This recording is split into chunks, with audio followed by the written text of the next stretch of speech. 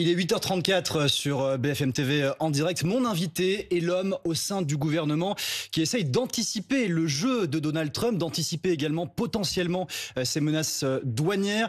On peut le dire comme ça, ce n'est pas une mince affaire. Bonjour Laurent Saint-Martin. Bonjour. Vous êtes, je le disais, ministre délégué chargé du commerce extérieur. On va ce matin, s'il vous plaît, être vraiment très concret, très pédagogue pour les personnes qui nous écoutent, qui s'inquiètent, c'est vrai, de ces conséquences sur leur vie quotidienne, des surtaxes de 30% annoncées par Donald Trump sur l'Union européenne à partir du 1er août. Mais avant ça, Laurent Saint-Martin, vous avez suivi évidemment, comme nous, la présentation de ce plan budget 2026 de François Bayrou. D'ailleurs, vous avez été au cœur, vous-même, il y a quelques temps maintenant, au cœur de la machine en tant que ministre du budget sous le précédent gouvernement, celui de Michel Barnier. Ça y est, vous commencez à la reconnaître, cette odeur, celle que vous avez vécue déjà de la censure? Ce que je reconnais, c'est une situation de gravité qui n'a pas changé. Parce que la censure du gouvernement précédent n'a rien résolu. Et nous l'avions dit. Et les Français l'ont vu. Et donc, nous nous retrouvons sous l'autorité de François Bayrou avec une situation qui est toujours aussi grave. Et une nécessité de redresser nos comptes publics qui est toujours là. Et donc, la question qui se pose maintenant, c'est avec la présentation par le Premier ministre d'un budget courageux, d'un budget de redressement, avec des mesures claires. Comment nous y parvenons? D'abord par la baisse de la dépense publique. Aurons-nous suffisamment de membres de l'opposition responsables pour accompagner un dialogue, une co-construction budgétaire permettant ensemble de redresser les comptes de la nation? Justement, j'ai repris ma calculatrice ce matin. Le RN et ses alliés, 138. Le nouveau Front Populaire, je dis bien au grand complet, incluant le PS, 192. Total, 330, majorité, le gouvernement tombe. Vous avez raison, c'est une majorité relative dont dispose le gouvernement. Ça veut dire quoi? Ça veut dire que si toutes les oppositions se coalisent pour voter une censure, le gouvernement tombe. Mais est-ce qu'à un moment donné, on peut aussi se poser la question de la cohérence et de l'esprit de responsabilité de nos oppositions? Justement, ces oppositions, notamment au Parti Socialiste aujourd'hui? Est-ce qu'avoir censuré le gouvernement de Michel Barnier a permis d'améliorer et les comptes du pays et la prospérité de la nation? La réponse est non.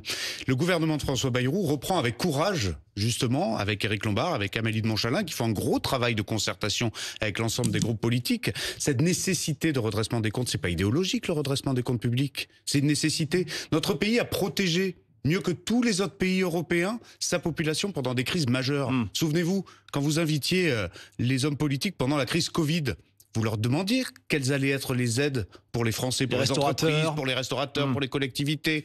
Eh bien, on l'a fait. Et donc aujourd'hui, on a besoin de redresser nos comptes parce que la dépense publique a été effectivement actionnée de façon très importante.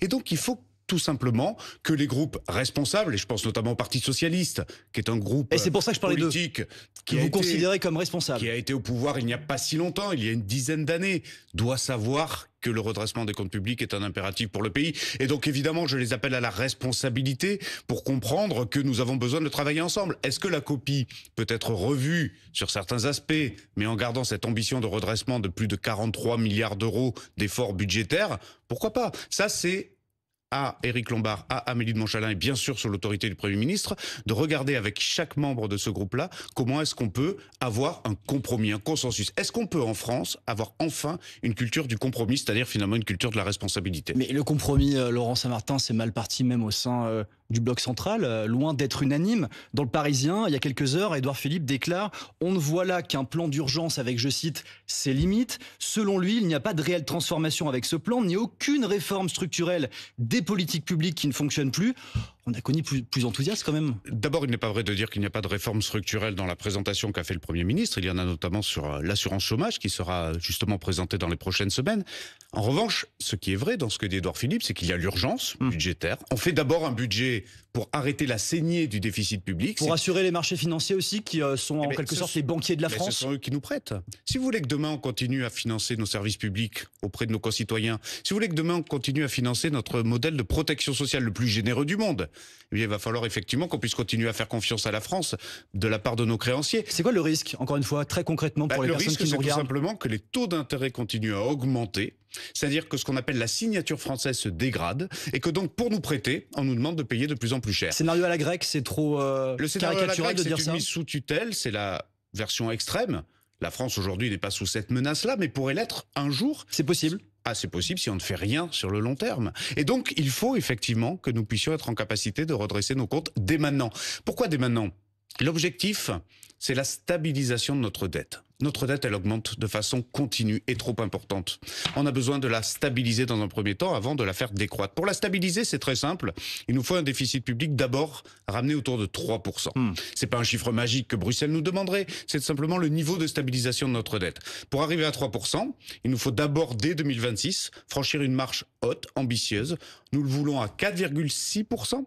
Pour 2026. Et pour cela, ça demande donc un effort budgétaire de plus de 43 milliards d'euros. C'est ça que nous disons à l'ensemble des forces politiques du pays. Est-ce qu'à l'intérieur de ces 43,8 milliards d'euros d'efforts budgétaires, on peut discuter de certaines modalités? Pourquoi pas?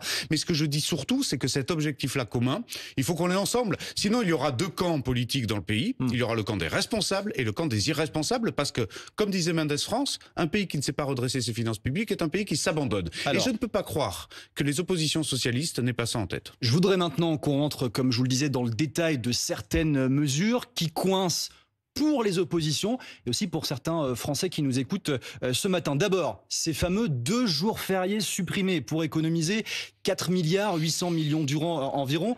Vous pouvez le dire, vous saviez très bien que ça allait faire polémique. Ah mais ce sont des mesures difficiles.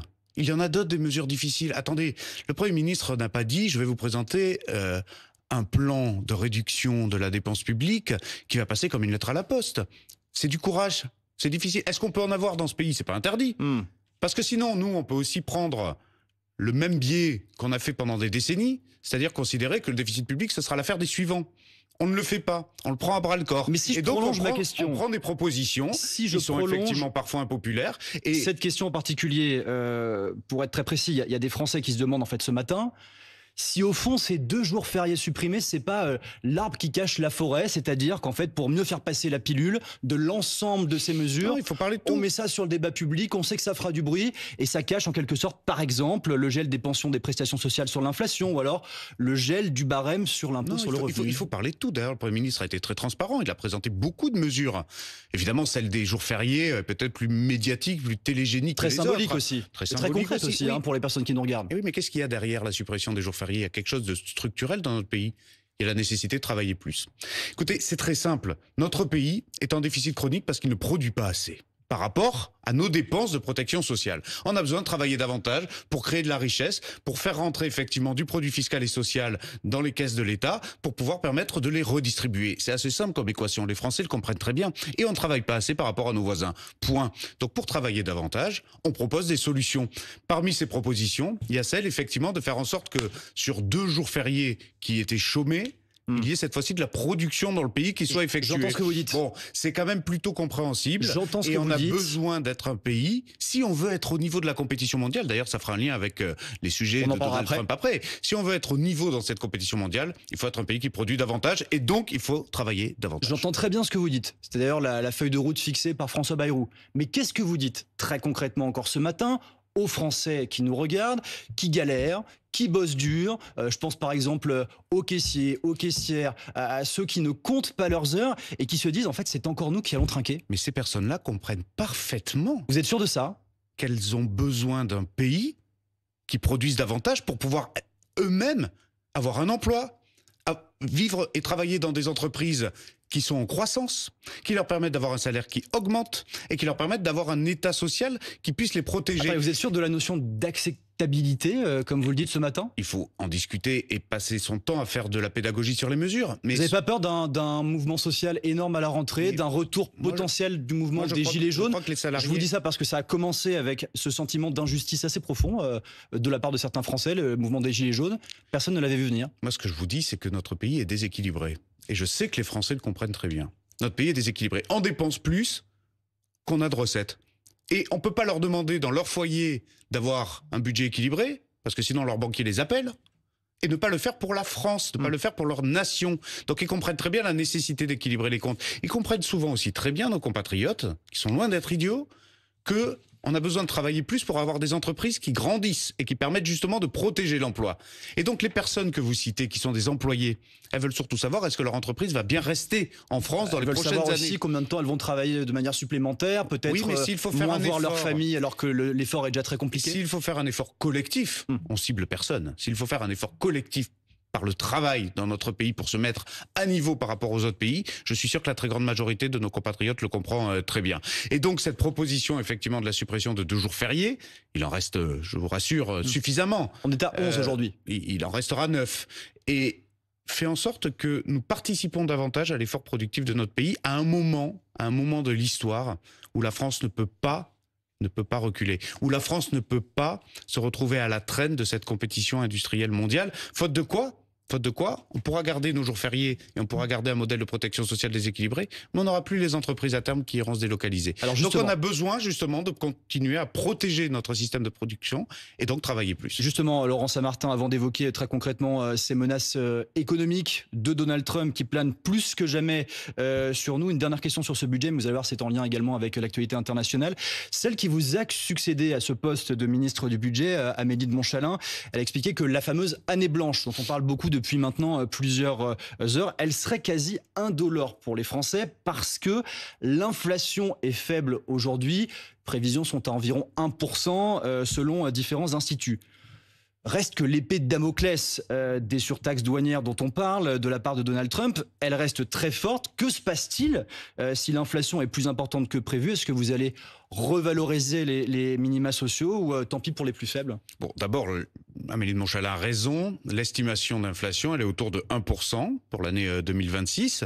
Nous verrons toujours s'il y a des évolutions là-dessus, mais on est en période d'inflation faible, ce qui permet justement à cette mesure d'année blanche d'être peu douloureuse pour nos compatriotes, puisqu'effectivement, les revalorisations, notamment des aides sociales, mais aussi des pensions, auraient été de toute façon au niveau de l'inflation. C'est le principe. Mais ça reste très incertain aujourd'hui. Aussi. Ça reste très incertain. Non, mais l'inflation ne va pas bondir à 5% sur l'année 2026. Il puisse y avoir quelques variations par rapport à la conjoncture économique, ça peut arriver, et cela pourra effectivement être retravaillé au fil de l'année. Je rappelle que les budgets sont modifiables en cours d'année. Ce sont des choses qui sont tout à fait possibles. Mais aujourd'hui, nous sommes dans une période d'inflation maîtrisée, d'inflation faible, qui nous permet... Pourquoi est-ce que l'année blanche, c'est utile pour les finances publiques? Parce que pour une inflation faible, et donc effectivement un impact faible pour chacun de nos concitoyens, on a tellement d'aides sociales dans ce pays, on a tellement d'effets redistributifs qu'à la fin, vous faites une économie qui représente plusieurs milliards d'euros. Et ça, c'est l'argent des Français. Vous savez, il faut jamais oublier quelque chose. Quand on parle de 43,8 milliards d'euros, c'est pas une poche cachée quelque part à Bercy. C'est l'argent des Français. On parle de leur argent. Les comptes de la nation, c'est l'argent des Français. Et donc, demander une année blanche, une non-revalorisation exceptionnelle parce que l'inflation est basse pour pouvoir effectivement permettre de réduire le déficit du pays, c'est une bonne mesure, c'est une mesure intelligente, c'est pas une mesure structurelle qui permet effectivement de transformer l'efficacité de l'action publique, ça c'est vrai. Par contre, c'est une mesure qui permet de faire des économies rapidement. Alors Laurent Saint-Martin, je le rappelle pour ceux qui nous rejoignent sur BFM TV, vous êtes le ministre en charge du commerce extérieur, c'est-à-dire notamment... Bon, je vais schématiser. La personne, en ce moment, qui cherche à minimiser l'impact de cette guerre commerciale américaine sur les Français. Les Français qui s'inquiètent de ce qui pourrait potentiellement arriver à partir du 1er août. Je parle donc de ces surtaxes douanières de 30% annoncées par Donald Trump. 1er août, c'est dans 2 semaines, pile. Si on va au bout des menaces, c'est quoi les menaces très concrètes, les conséquences qui pourraient toucher les Français? Le pire des scénarios, c'est que nous n'arrivions pas à nous mettre d'accord entre la Commission européenne qui est en charge de la négociation avec les États-Unis. Négociation extrêmement difficile, dit hier Éric Lombard. Oui, elles le sont. Elles le sont. Ça veut dire quoi? Que c'est très mal parti? Ça veut dire que, pour l'instant, nous n'arrivons pas à trouver les bonnes conditions d'un accord permettant de protéger les intérêts des deux parties. Qu'est-ce qui bloque précisément? D'abord, ce qui bloque, c'est que les États-Unis, unilatéralement, ont imposé une guerre commerciale que nous considérons comme absurde, injuste, contre-productive et récessive. Pour notre économie européenne, mais pour la leur aussi. L'effet inflationniste, aujourd'hui, il est aux États-Unis, il n'est pas en Europe. D'accord ? On le voit sur le prix de beaucoup de produits dans les rayons. Ensuite, ce qui est difficile, c'est le changement de discours régulier du président américain, disant que finalement ça va être 20%, puis 50%, puis 10%, puis 30%, et que donc les méthodes de négociation ne sont pas aisées pour la Commission européenne, puisqu'il y a effectivement beaucoup de revirements de situation là-dessus. On est, comme on dit en américain, justement dans le money time. Ces 2 dernières semaines de négociation, la Commission européenne et le commissaire en charge, Maroš Šefčovič, est à Washington, justement pour faire ce travail-là. Et vous êtes-vous optimiste sur ça aujourd'hui? Je crois qu'il nous faut avoir un accord et que tout le monde l'a compris. Mais est-ce que vous êtes optimiste? C'est compliqué de le dire. Je suis prudemment optimiste. C'est-à-dire Pourquoi prudemment? parce que je considère que tout ce que nous avons vu depuis 6 mois avec le président américain et son administration ne nous permet jamais de conclure de façon définitive avant la date dite. Donc, tant que ce n'est pas fait, par respect pour les chefs d'entreprise français, pour nos filières que je vais voir régulièrement sur le terrain, je ne me permettrai pas de dire c'est bon, c'est derrière nous. C'est pas encore derrière nous. Donc on est encore en phase de négociation. Aujourd'hui, il y a une menace de Donald Trump qui est d'imposer à 30% les produits européens si nous n'avons pas un accord d'ici le 1er août. Et donc je reviens à la question, ça a quelles conséquences sur, par exemple, le supermarché des Français, les rayons, les courses? Potentiellement, à terme, c'est quoi le risque? Là, le risque de 30% des droits de douane américains, c'est un risque pour nos exportations, donc pas pour le panier et le pouvoir d'achat de nos Français, nos Européens, d'accord? Donc ça va avoir un effet inflationniste sur l'économie américaine. Mais par contre, ça va pénaliser nos entreprises qui exportent, évidemment, parce que ça va renchérir le coût, justement, le prix de vente, et donc affaiblir soit leur marge, si elles ne veulent pas transférer le prix au consommateur final, soit affaiblir aussi leur capacité commerciale parfois. Mais ça crée beaucoup d'autres difficultés. Les Chinois, par exemple, qui sont aussi dans une logique de bras de fer très dur avec Washington, il n'y a pas que l'Europe qui est dans cette situation, le monde entier fait le bras de fer aujourd'hui avec Washington. Les Chinois risquent de nous déverser leurs produits de façon plus importante. Notamment les voitures. Exactement. Ça peut être sur beaucoup d'autres produits, ce qu'on appelle les surcapacités industrielles, qui n'irait pas vers le marché américain, mais qui se déverserait sur l'Europe. Ça, c'est une menace très dangereuse aussi.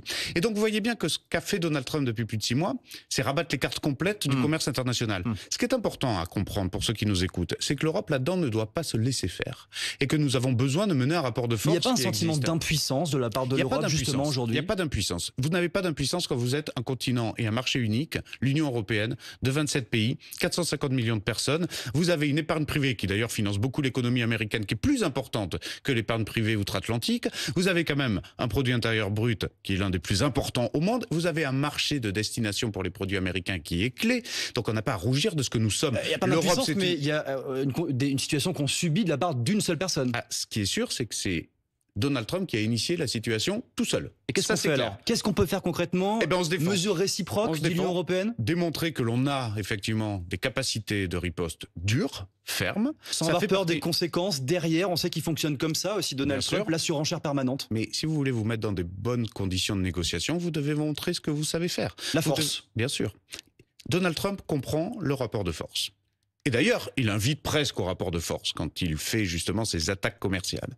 Donc l'Europe doit démontrer qu'elle sait répondre. Elle l'a fait. Lundi dernier, le 14 juillet, la Commission européenne a annoncé la possibilité d'une série de contre-mesures tarifaires à hauteur de 72 milliards d'euros, qui vient s'ajouter à une première mesure, donc on est quasiment à 100 milliards d'euros au total, sur les produits américains. Si, et seulement si, là aussi, Donald Trump actionne les 30% au 1er août. Et donc nous sommes en capacité de riposter. Il y a d'autres mesures, les services... Vous pensez qu'il y a une part de bluff là-dedans?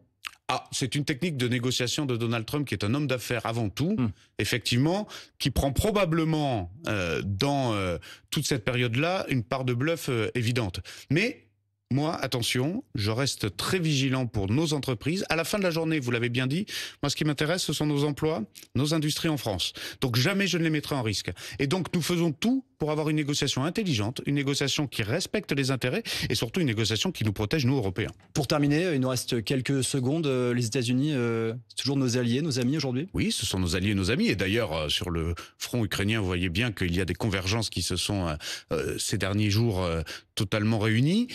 Oui, ce sont nos alliés et nos amis, je le dis très franchement. Il ne faut pas se tromper d'adversaire. Par contre, sur le plan commercial, Donald Trump, je crois, fait une erreur depuis le début. Et ça, c'est la discussion que nous avons en ce moment, parce que vous ne pouvez pas considérer que les Européens sont vos alliés, dire que les Européens doivent davantage financer leur défense, leurs armées, justement pour ne plus être dépendants du parapluie américain, et les agresser commercialement en même temps. Si on est amis, si on est alliés, c'est aussi sur le plan de l'économie. Merci beaucoup Laurent Saint-Martin.